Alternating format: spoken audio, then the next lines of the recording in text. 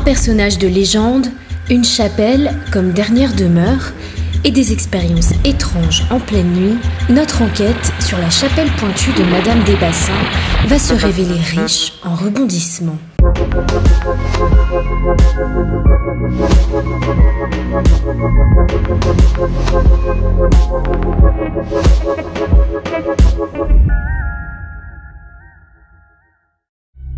S'il y a bien un personnage emblématique qui suscite encore la peur aujourd'hui, c'est Madame des Bassins.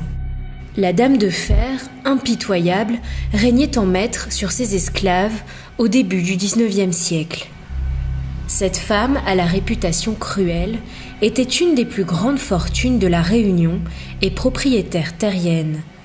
Elle marque encore aujourd'hui les esprits. C'est un personnage double parce que Madame des Bassins, quand même, pour développer toutes ses propriétés sucrières, les caféteries dans l'ouest de l'île, donc elle a dû faire appel, comme les autres propriétaires terriens, les autres gros blancs, à une main-d'œuvre esclave.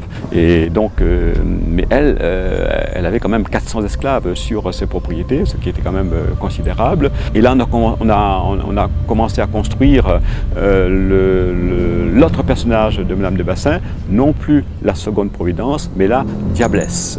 Alors pourquoi la Diablesse? Tout simplement parce que on disait qu'elle fouettait ses esclaves, point oui, point non, donc elle les emprisonnait, elle les nourrissait pas, donc elle les battait, enfin tous les sévices autorisés par les articles de loi du Code noir à l'époque. Sa dernière demeure, la chapelle pointue, est réputée être hantée. Notre équipe d'investigation en paranormal est allée enquêter en pleine nuit sur les lieux.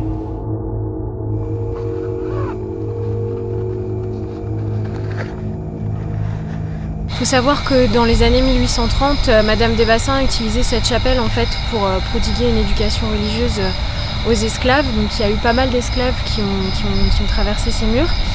Et a remarqué également qu'à l'intérieur de cette chapelle se trouve la tombe de Madame des Bassins. Donc voilà, un site chargé en histoire. On va bien voir s'il nous révèle quelque chose. Nous décidons de faire un premier tour de la chapelle pour relever les variations de température. Moi, pendant ce temps-là, je essaie quand même de faire un petit tour d'horizon thermique.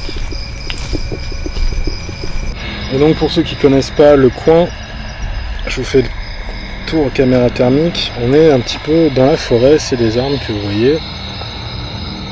On est un petit peu entouré d'arbres. Donc, let's go. Donc le site est marqué en son centre par la chapelle.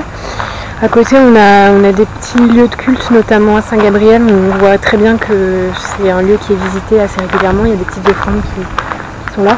Bon, là, pour le moment, les portes de la chapelle sont fermées, mais on sait que la tombe de Madame des Bassins à l'intérieur, avec le fameux tombeau qui a été fracturé,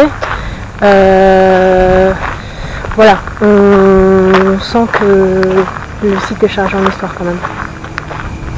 Il y a la légende qui dit, puisque sa tombe est, la dalle de sa tombe est fissurée, jusqu'à maintenant on n'a pas changé, et on dit que c'est la foudre qui est tombée sur la chapelle pointue pour punir Madame des Bassins au-delà de la mort, au-delà de l'enfer.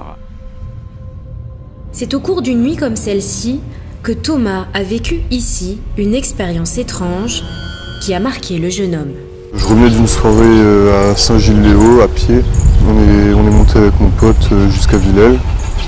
Et genre au début de la route, on a commencé à entendre une espèce de musique d'orgue. On s'est demandé d'où ça venait, on s'est dit que ça venait d'une soirée ou un truc comme ça, mais on regardait autour de nous, il n'y avait rien du tout. On a continué à marcher et le truc ça nous suivait, c'était de plus en plus fort. On a commencé à trouver ça vraiment chelou, on a couru, on est arrivé devant la chapelle pointue. Il y avait une ambiance bizarre. Et donc vous avez tous les deux entendu la même chose en fait?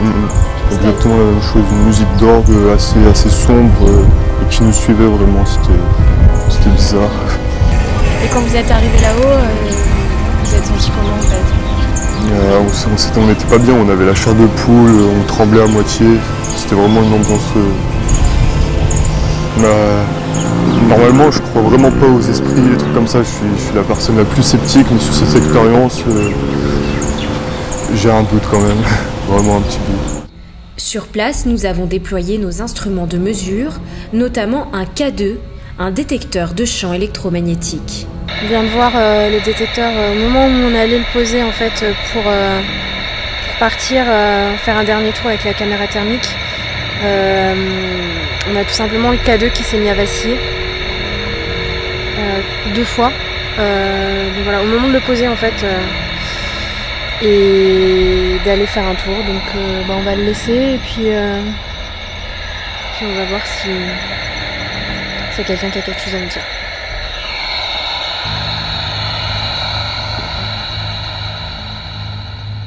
On va aller poser des questions avec la Ghostbox donc. Ghostbox, petit point technique, donc elle passe une fréquence FM, elle passe en recherche de PVE, phénomène de voix électronique, parce que apparemment souvent les esprits ou ce que vous voulez utilisent ce canal pour communiquer. Donc c'est pour ça que ça a été conçu, dédié, etc., que ça s'appelle une Ghostbox. Donc c'est parti, donc on va aller poser des questions et voir s'il y a interaction, et on emmène l'enregistreur.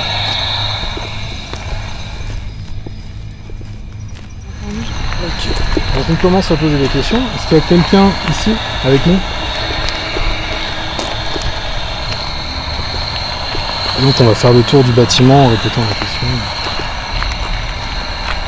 Nous nous déplaçons alors autour de la chapelle, tout en continuant de filmer avec notre caméra thermique. Alors que les premiers relevés ne montraient aucune variation de température, la seconde fois, nous détectons une source de chaleur.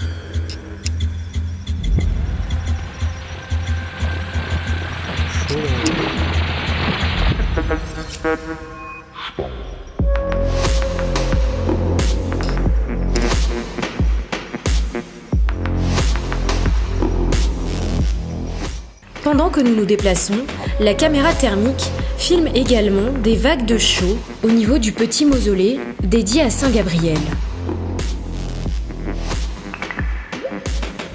Au final, nos questions resteront sans réponse pour ce soir. Mais il est certain que le personnage de Madame Desbassins continuera longtemps à hanter la mémoire collective de La Réunion.